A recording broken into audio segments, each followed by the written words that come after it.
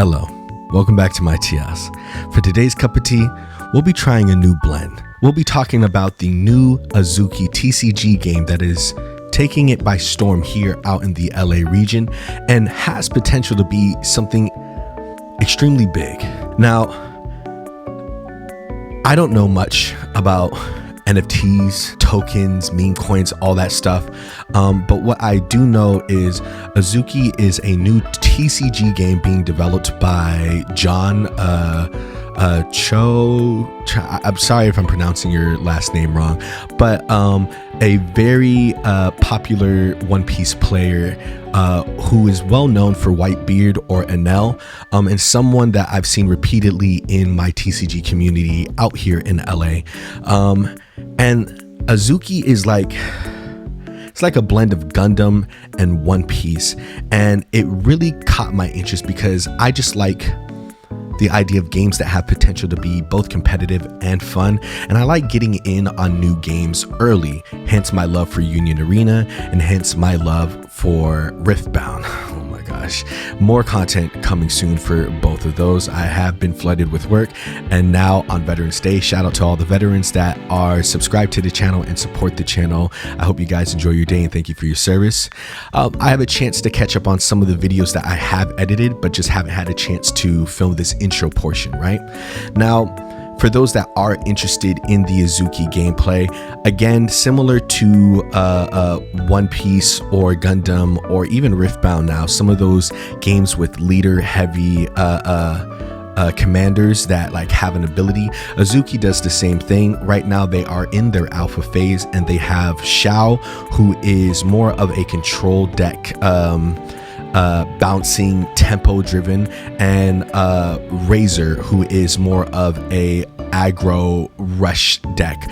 Both have different styles that you can play, but as of right now, those are the two leaders that you can attain. They are currently in spoiler season for two new leaders, the Flame leader, who is Zero, I think, I'm not sure, and then we have the Earth leader, who I forget their name, but I do know that Earth seems to be a ramp deck with big bodies, even this 8-drop that can't be cleared from your board for anything, and I'm pretty sure that is also the leader. So correct me if I'm wrong, anyone in the Azuki community that does find this video. And the red leader seems to play off of taking damage and taking that damage and redirecting it to your opponent. So some cool new engines that I haven't really seen in other TCGs that just really caught my interest. And again, I wanted to give it a try. So I had the opportunity to go to a Azuki tournament out here in LA, shout out RWT, and I decided to film some gameplay with one of my close friends, AimStar, after the event. So without further ado, let's get into the mix. Getting into it, we start off with a Ito on the left side, AimStar, looking at the top 5 of his deck, searching for a key piece, and he goes ahead and grabs an annoying bouncer. Bro, when I tell you this control deck is beyond annoying for me. He's going to gate, push up, get the 1 back, which is a really cool mechanic that I like, and he's just gonna go ahead and pass there with 1 up. That way he can, respond with his leader ability if need be. Back on my side, we go ahead and tap 1 Ikizu, and we play out Rats. Now, I underestimated this card when I first started. Shout out Justin for telling me Rat is important to get your weapons in the trash. We go ahead and decide to play it in the back because as you see, I hit a 1-drop weapon, and this is the more optimal line, right? Being able to portal up the Rat and then attach the weapon to my leader and swing.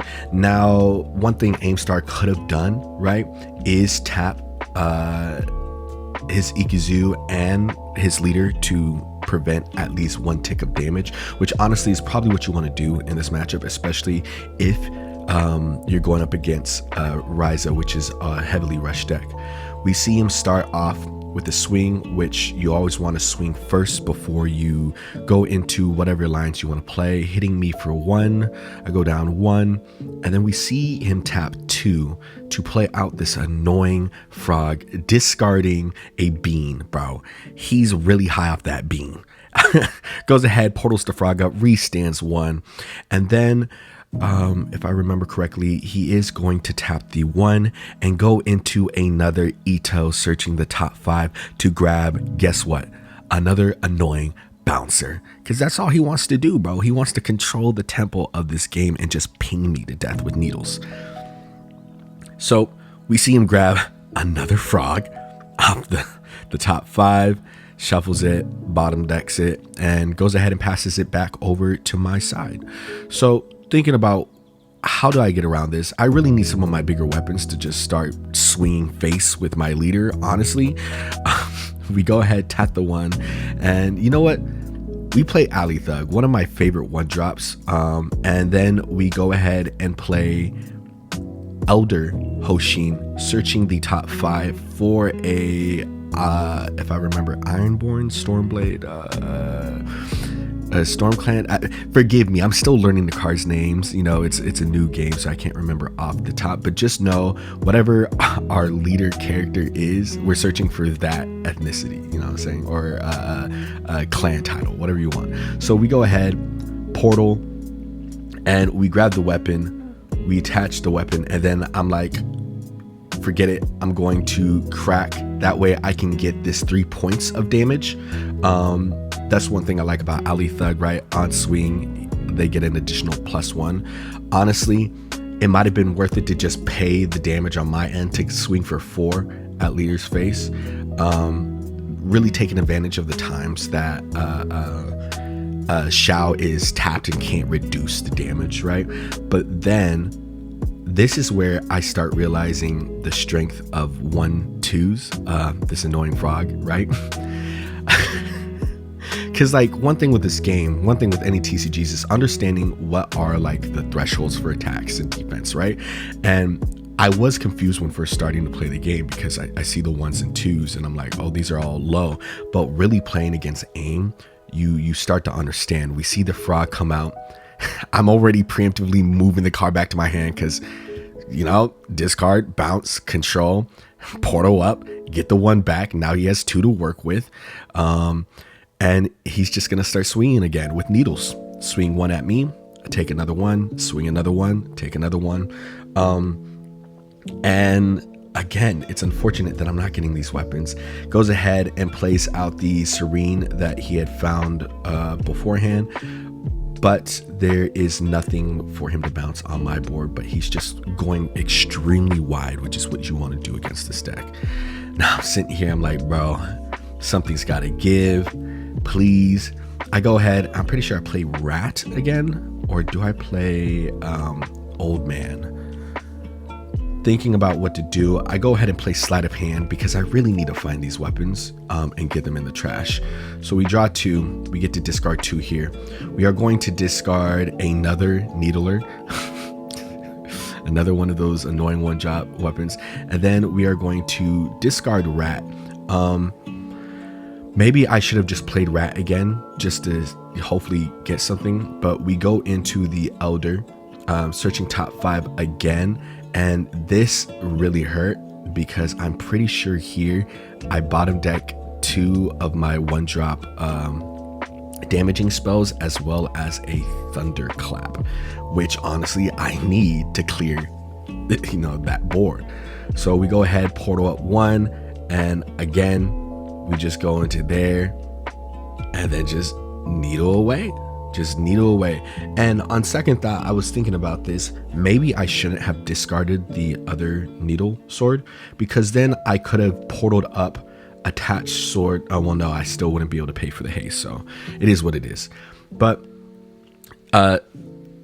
we do go into one of the lightning orbs that we have to get rid of the 1-drops, which again is something that I wanted to do defensive that you want to do defensively, right? So the minute he swings, go ahead and take care of it. Then the frogs start coming out, these beefy frogs, 1-2.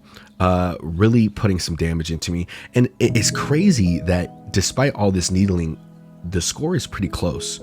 So we see him drop, bouncing back to frog, to bounce old man back to my hand, portaling up to restand, and guess what he's gonna play? He's gonna play a different frog, bro, that lets him draw. So annoying, bro. So annoying. Passes it back over to me. We're gonna go into 3 to play Black Jade. On my initial build, I took Jade out, but I do think Jade out of 2 of is pretty strong because, again, if I'm not seeing my weapons, just giving Jade 1 of these daggers allows me to swing for 4, which is extremely strong. Technically 5, I'm pretty sure, because it's 3 on swing and then gains 1 when attached with a weapon, and then the needler gives it a +1. So a really good card to really just chunk your opponent. Again, passing it up back over, that's all I can do. We see him just stabbing me, bro, just needling me, bro. But again, it's only 10-7. So like I sit here and like we see the 3-drop come out, bounces the frog back, and then we see him portal up, re-standing 1, goes into 2 to play crab, which is goated, bro. This crab wins him the game. Annoying AF crab, bro. And then goes into a 1-drop, 2-draw since he's played 2 cards this turn. Honestly, I wanted to build Shao, but I just drew a lot of purple cards in both my starter decks. So I feel kind of good. I finally have a body that's able to stick on board. But again, I don't have anything to answer this wide board. I bottom decked 3 of my removal spells, and I'm sitting there, I'm like, I'm pretty sure I have my second Thunderclap in hand, but I'm like, she can't be damaged, right? Me pointing at it, she can't be damaged by spells. So I decided to just tap 5 and go into the blocker. A really strong blocker, by the way. The fact that when it's attacked, you get to deal 1 damage to your opponent's leader is amazing. So right here, honestly, I probably should have attached it. No, I think I still had the right line. I didn't attach it to Jade because I thought he would bounce it. But honestly, here, maybe I should have just swung face, because I think swinging face here might win me the game, right? And that might have been my biggest mistake.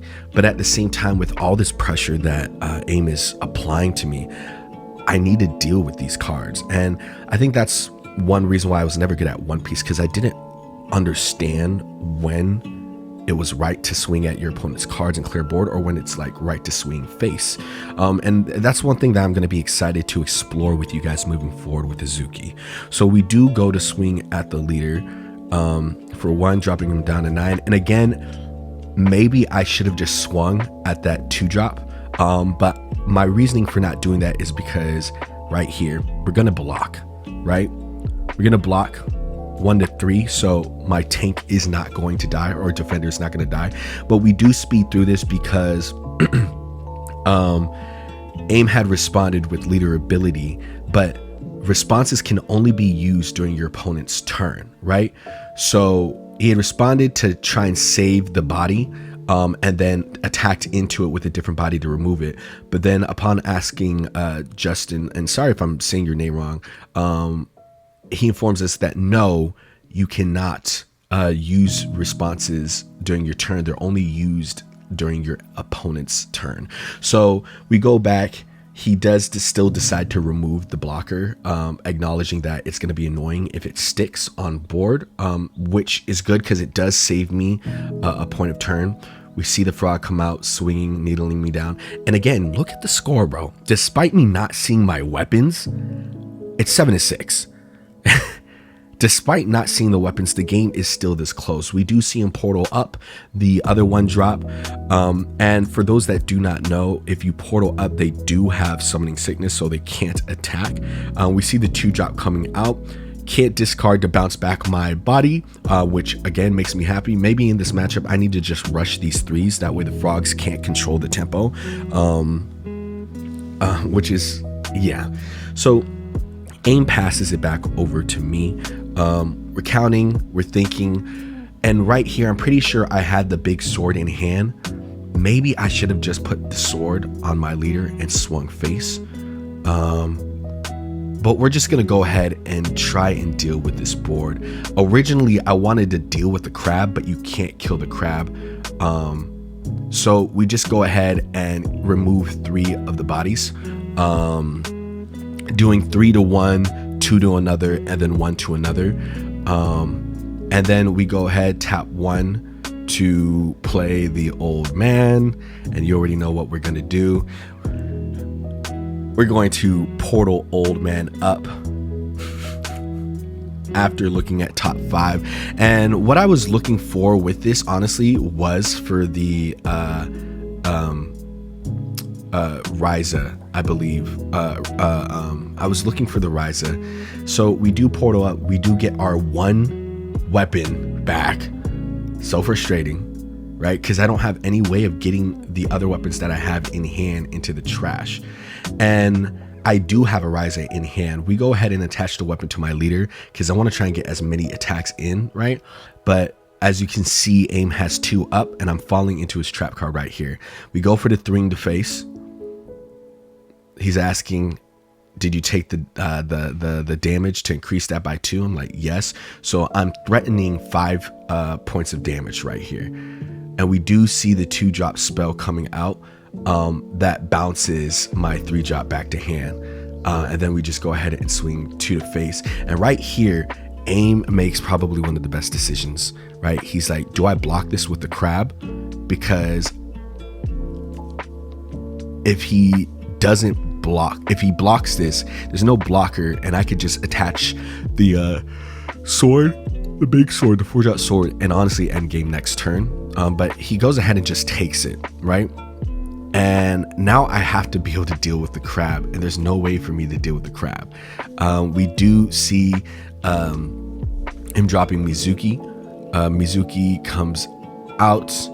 He's going to portal her up and get 3 back, I think. It's either 3 or 2. But he does find the frog, and he's allowed to play a body off of that. So he's going to play her in the front.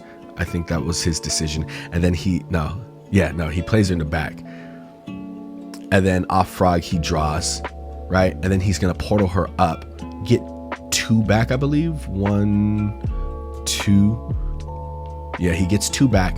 Still has so much Ikizu to work with. Taps the 1 and goes to Chilling Water, which again, this wins him the game. Because I still could get around crab if I had 1 more body to swing with. And this is what's so annoying. So now my 1-drop can't swing at all. And I have 2 weapons in hand that I wanted to attach or utilize, right? So we go into the final moments, thinking about what he wants to do. He is going to just fill board, tap 2 to play frog. Either way, I'm effed. I think the reason why he didn't go for bouncing back to my hand is because I could still rush it out with a weapon, right? Which is great thinking. But he does ping me for 1, puts me down to 4, and then passes it back over to me. So now I'm thinking, how do I close out the game? It's so close. I would have never expected myself to be here 5 to 4. And I'm like, do I just go into the big drop or do I go into the other? I decided to play the 3 because attaching a weapon to her still gives me 5 points of damage. And we get the needle. We attach the needle. We still have to pay the 1 here, right, to give her haste. And I don't know why. I was conflicted because I think I have the 2-drop sword. So I pay the 1 to give her haste. That's 5 points of damage there that needs to be blocked. And then I have 3 left. And I was deciding what weapon to play because I have this or I have the rod. And this needles are down, right?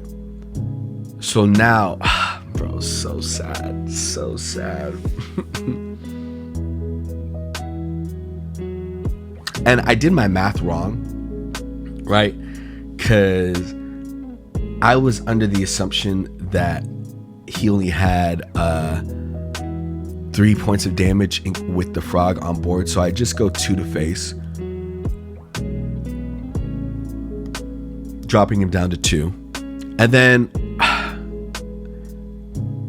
I'm just like, well, let me just clear board. Biggest mistake. Either way, it was game, right? Because he just blocks with crab. But I was under the impression that I had 5 life for some reason. I thought I had 5. I thought that if I take care of this, I'd be able to live. And aim being like, okay, I'm just 1 to face. And I'm like, okay, I'll take it. And then I look and I'm like, oh snap, that's game. Wait, she has 3 might, bro. Okay, and yeah, bro, that's it. He goes, swings, and that's game. And I'm like, bro. And then you just get to see the hand there. Like, look at what I'm working with. I just didn't have a way to get these weapons in the trash. I probably could have played it a lot differently. I was like, maybe I should have played her and attached a weapon to swing. But either way, he's blocking with crab here. I don't think there was a way around it. And this is why I go back to that earlier turn. Maybe I should have just swung face. And there you have it. If this is something that interests you and you are in the LA region, they are selling alpha boxes at RWT, Project TCG, or Project CCG, Genki, and some other stores. You can go to the Azuki Discord. I'll probably link it in the bottom if I'm able to get a link, just to learn more about the community. I don't know much about NFTs and whatnot, but I will say that was one of the things that turned me off originally when I first heard about it. But Azuki is interesting, bro. The person who's created it is like a young prodigy that everyone really looks up to, and they're doing an amazing job of just building the world of Azuki. Like, when NFTs were originally pitched, I feel like this is what you should have been doing with NFTs, right? They have a strong community. They have like a beautiful anime to go with like the NFTs or whatever it is, right? And now they're building a TCG. So not only do they have like the NFT stuff, but they're actually realizing their projects. And, you know, dare I say, it is something that I might be interested in looking into, getting more information and knowledge in the NFT world, because I would love to grow with this game, just like I'm growing with UA, just like I plan to grow with Riftbound. And, you know, that might be the only NFT. And who knows, maybe they got me. Maybe they got me. Maybe I fell for the whole trick, the whole plan, and I'm about to go broke investing in NFTs now, and the YouTube channel will never prosper. But other than that, I want to say thank you for stopping by my tea house. I hope you enjoyed your tea break. I'll catch you on the next one.